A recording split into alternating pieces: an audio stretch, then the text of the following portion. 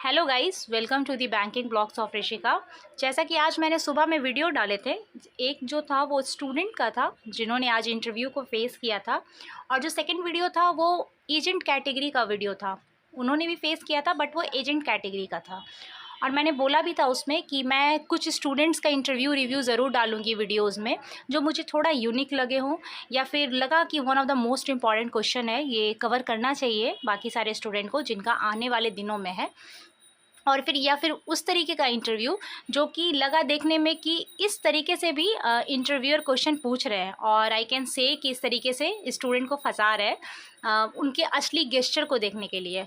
क्योंकि वो लोग भी परखते हैं ना कि बंदा जो है या लड़का या लड़की जो भी है वो रियलिटी में ऐसे है या फिर बस इंटरव्यू देने के लिए अपने आप को इस तरह से फॉल्स तरीके से दिखा रहे हैं, है ना।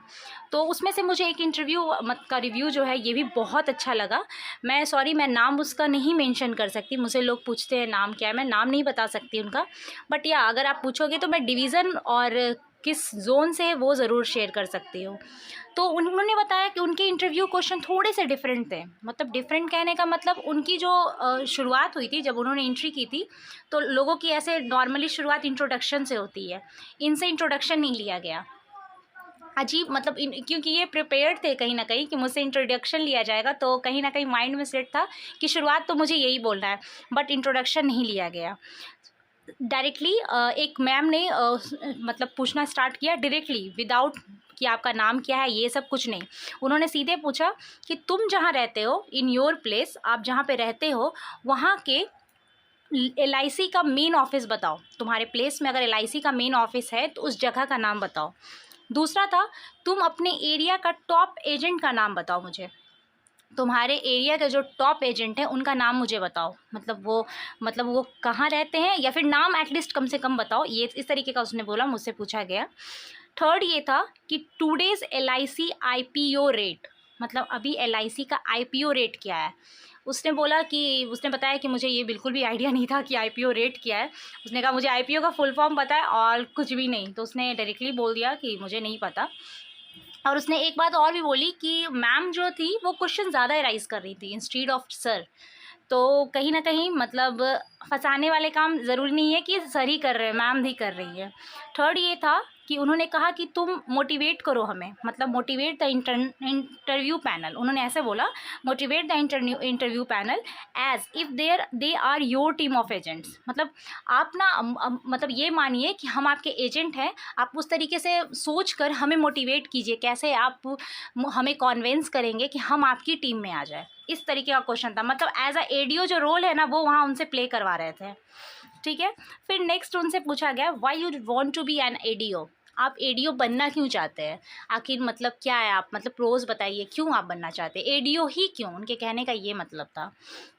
नेक्स्ट क्वेश्चन था, how do you recruit your agents. मतलब आप अपने एजेंट को रिक्रूट कैसे करोगे, मतलब कैसे आप उन्हें, मतलब वही हुआ, थोड़ा सा उन्होंने घुमा दिया। जैसे कि मोटिवेट वाला था ना, सेम वही था, बस वो चेक कर रहे थे कि बंदे का मतलब क्या उसको बोलते हैं, सेंस ऑफ माइंड कह सकते हैं, और कह सकते हैं कि माइंड कैसा चल रहा है अभी। ये चेक करने के लिए वो क्या करते हैं, कभी कभी क्वेश्चन को रिपीट कर देते हैं। नेक्स्ट क्वेश्चन था, उन्होंने पूछा सेल्स वर्सेस मार्केटिंग। आप मुझे डिफरेंस बताओ कि सेल्स और मार्केटिंग में क्या डिफरेंस है। ठीक है। और बस यही क्वेश्चन था लगातार, एक मैम ने पूछा, बस सर ने उनसे ये पूछा कि आपका कोई रिज़ल्ट ऐसा है जो वेटिंग में हो, या फिर कोई ऐसा रिज़ल्ट जो कि फाइनल हो चुका हो, या फिर कोई ऐसा एग्ज़ाम जो आपने अप्लाई किया हो। मतलब ये तीनों उन्होंने कैटेगरी वाइज पूछ दिया स्टूडेंट से। तो उसने, ये सब तो खैर फैमिलियर क्वेश्चन है, ये सब तो आप लोग बोल ही दोगे, कोई भी बोल देगा। और एक लास्ट क्वेश्चन जो कि सबके माइंड में ऐसा भी पूछा जा सकता है, would you leave if you get a better job. मतलब क्या आपको इससे अच्छा जॉब मिलेगा तो आप छोड़ दोगे।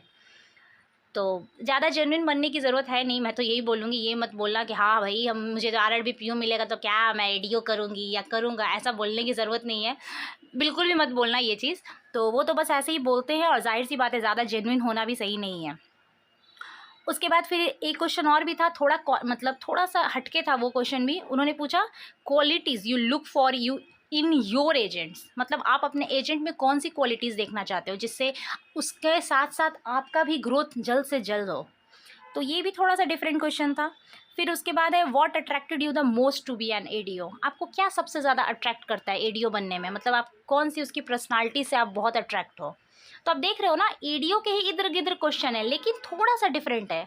मतलब अगर आप सोचोगे ना तो सारे का आंसर भी एक ही होगा, जैसे नहीं होता है वो ऐसे बोल सर वही आंसर तो फिर बोलूँगा, मतलब वो आपको एक ही क्वेश्चन को 4 बार घुमा कर पूछ रहे हैं, है ना।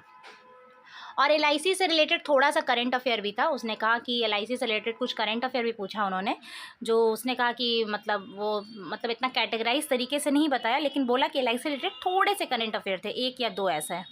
और उसके बाद फिर वही उन्होंने पूछा कि क्या आपकी फैमिली में किसी ने एलआईसी का प्लान लिया है, इफ़ यस तो उस प्लान का नाम बताइए, इफ़ नो तो ठीक है, क्वेश्चन यहीं पे हो गया ख़त्म। इतना होने के बाद उन्होंने कहा कि जब उसने सब कुछ मतलब क्लियर बता दिया, तो लास्ट में उन्होंने कहा कि स्माइल के साथ एक टॉफ़ी दी उसे, उस स्टूडेंट को।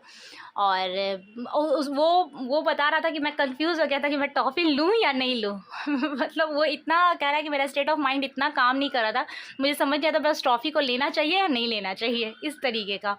तो गाइज़ आप यहाँ पे बैठकर हम लोग ये सब क्वेश्चन पूछते हैं तो लगता है कि चलो ठीक है, ईजी है, टफ़ है, लेकिन जिस तरीके से एग्ज़ाम एक अलग दुनिया है, मतलब आप मॉक कितना भी दे लो लेकिन एग्ज़ाम अलग है, उसी तरीके से आप घर में जो भी कर लो, लेकिन इंटरव्यू डिफरेंट होता है। और एक स्टूडेंट ने मुझसे पूछा था, बार बार वो पूछ रहे हैं, वैसे मैंने सारे वीडियोस बना दिए हैं सर्टिफिकेट रिलेटेड, बट वो बार बार मुझसे पूछ रहे हैं कि फ़ोटो कॉपीज़ कितने ले जानी है, आप प्लीज़ उनसे पूछ कर बताइए जो आपको रिव्यू दिए हैं। तो उन्होंने बोला मैक्स टू मैक्स आप 2 रख लो, सारे की फ़ोटो कॉपी 2 रख लो max two max. In case वहाँ तो ज़रूरत नहीं पड़ा जिस जोन से वो दे रहा था, लेकिन इन केस होता है तो आसपास तो ऐसे ज़ेरॉक्स कॉपी है, बट उसने कहा 2 से ज़्यादा ज़रूरत नहीं पड़ेगा, 2 मैक्स टू मैक्स है। तो बस यही बताना था, ये थोड़ा मुझे डिफरेंट लगा, अलग अलग तरीके का क्वेश्चन था, इसलिए मैंने फटाफट आपके साथ शेयर किया।